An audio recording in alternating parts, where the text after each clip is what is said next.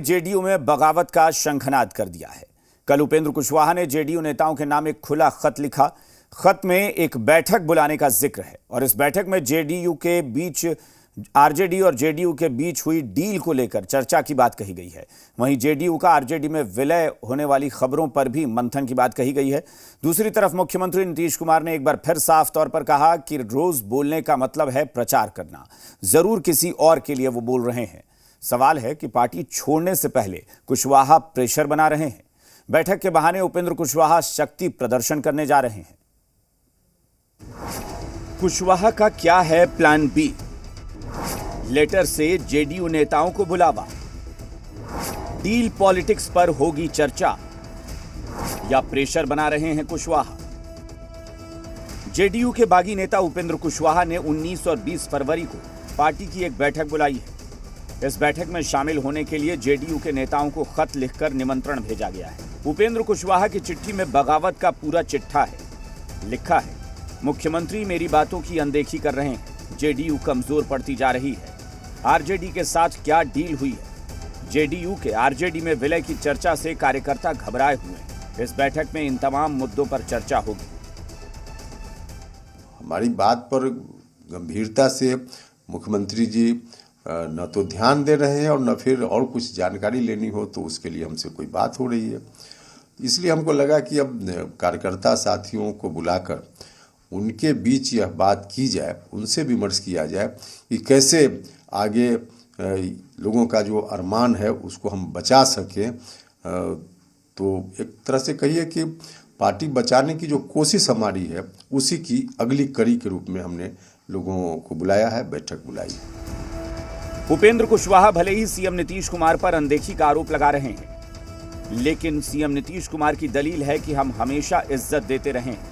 रोज बोलने का मतलब प्रचार करना है। पार्टी में कोई बोलेगा तो प्रचार नहीं होगा, जरूर किसी और के लिए बोल रहे हैं।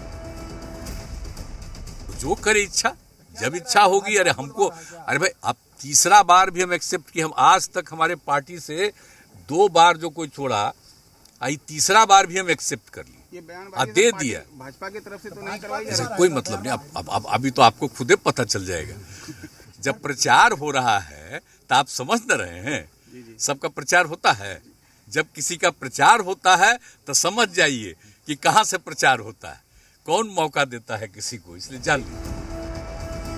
उपेंद्र कुशवाहा को लेकर पहले दिन से सीएम नीतीश कुमार आक्रामक रहे हैं। कई बार स्पष्ट कर चुके हैं कि उन्हें जो करना है, जहां जाना है जाएं। दूसरी तरफ बीजेपी की दलील है कि उपेंद्र कुशवाहा जेडीयू संसदीय बोर्ड के अध्यक्ष हैं। वो अंदर की बात जानते हैं, इसलिए कह रहे हैं कि जेडीयू कमजोर हुई है। हालांकि जेडीयू प्रदेश अध्यक्ष उमेश कुशवाहा का दावा है कि उनकी बैठक में जेडीयू का कोई कार्यकर्ता नहीं शामिल होगा।